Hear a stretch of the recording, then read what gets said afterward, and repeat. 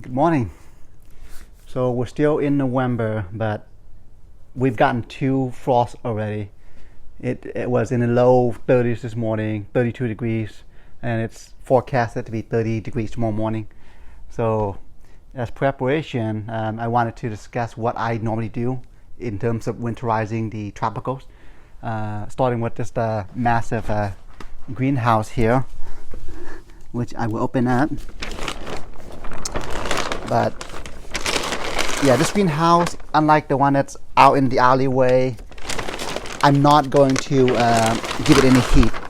It's just going to be protected by just the greenhouse alone without any external heat. So in here I've got some of the slightly hardier tropicals. We're talking the mangoes, here's a rose apple here. Yeah, this is basically everything that are in containers for the most part. I do have a couple of plants that are in the ground, Jaboticaba, Patumba, Patangatuba, and of course some guavas. Speaking of guavas, this guy is still holding on to its fruit. So yeah, it should ripen in here nicely. The cool thing about this greenhouse is it's really the heat that I need as opposed to the direct sun. So the whole idea behind this greenhouse is just to get these guys to make it to winter.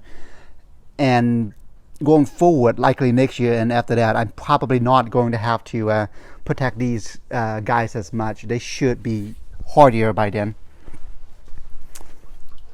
So speaking of preparing your tropicals for winter, if you look at the ground, it looks like a tornado went through the area, but this is actually intentional. The greenhouse, we had about maybe 9 or 10 banana plants that we chopped down, and this is the end result of all those chopping. So basically what I'm doing here is I'm actually feeding the microorganisms and also the primary decomposers, the insects, the worms that come and eat these guys and keep the yard nice and living. So everything back here I'm not going to protect. Everything back here is pretty hardy. We're talking the gumi chama, guavas of course, canastel, BQ long end of course, but everything back here is relatively cold hardy, so no protection at all on this part. The area that I am going to protect is back here. This is where I've got some of the more sensitive tropicals in. This right here, it's not much, but this is protection, and in my opinion I think it's going to be enough just to make or keep these guys make it to the winter. So I've got the entire pergola basically covered up. I mean, check out the loquat, it's flowering. Yeah, loquats, you don't need to protect this. It does. In fact, it actually needs the winter cold. So loquat there. What I'm more concerned about are these two wax bamboos in the ground here. For the most part, everything that you see here is all in the ground. Thai jumbo along with a black diamond back there. The reason why I planted these back here up against the fence really is for protection from the cold and the element. So I've got the entire fence back here mostly covered up, not from the frost, but really from the wind. So in addition to the cold, what happens is on windy nights or days, it actually makes it a lot worse for the plant, just because as the wind blows through the foliage of the leaves, it basically sucks up all the water and dries out the plants, and they eventually slowly die. So if you look at it, I mean, it's yeah, there's some frost damage happening, but for the most part, interestingly though, the Adamoya is still holding on to its fruits. And check it out. Just saw this the other day. This is a Subel sapote. It's flowering. So there's a very good chance that we're gonna get some fruit next year. And of course the Adamoya here is still holding on to its fruit. And of course the Mexican papaya is fruiting. So the coal. This guy is really my indicator of when I need to protect this area. This is a Grimachail. See the leaves? This tells me, anytime I see this tells me I need to protect this area. This is extremely cold sensitive. At the same time, quite hardy. So, yeah, got the entire pergola back here covered. And there's also some strategy too when I put these in the ground. For example, this Valencia Pride mango. It's underneath the protection of this papaya, Hawaiian solo papaya, which itself is also underneath the protection of the banana. So you've got a canopy system happening here, basically. This ice cream mango, of course, you know, winter's approaching, so it's going to flower. It's got some protection from the top, so it should be okay. Barbados cherry, again, like I said, it's for the most part it is protected from the banana. But one thing that I also want to talk about is, in addition to protecting the top and the sides, is also the bottom.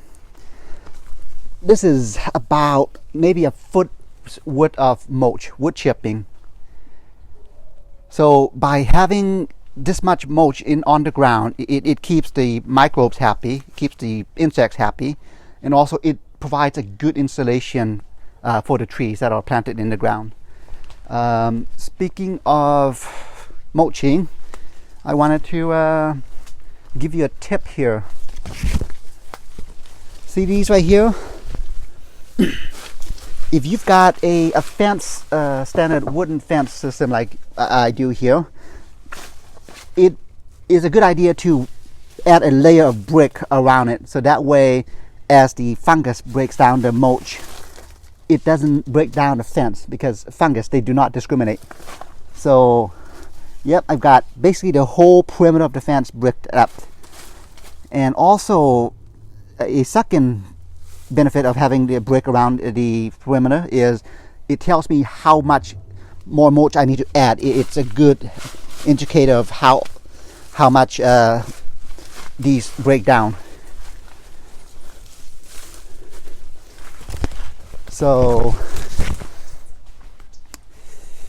yeah, that's really not a whole lot to it. It's you know, for the most part, the plants are in the ground, have extra benefits as opposed to ones that are in containers, in that when these are planted in the ground, they have vast resources available to them. And then we're talking the mycorrhiza network and the exchange of nutrients. For example, this black sapote here, for the most part, it doesn't get into any direct sunlight, but this guava does, and this BQ longan does. So what happens is they actually exchange nutrients. So even though this guy doesn't get a lot of sun, direct sun that is, I mean, it's getting some up here, but because it's close to the proximity of the trees that are getting sunlight, it's going to be okay, because it is getting some nutrients from the nearby trees that have sun exposure. So that's the cool thing about having plants that are in the ground.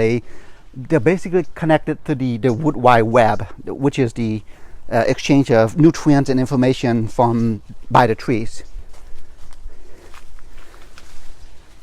So yeah, I mean, for the most part, I really don't do a whole lot when it comes to protecting the trees that are in ground. I mean, the ones that I know do really well, I don't protect them at all.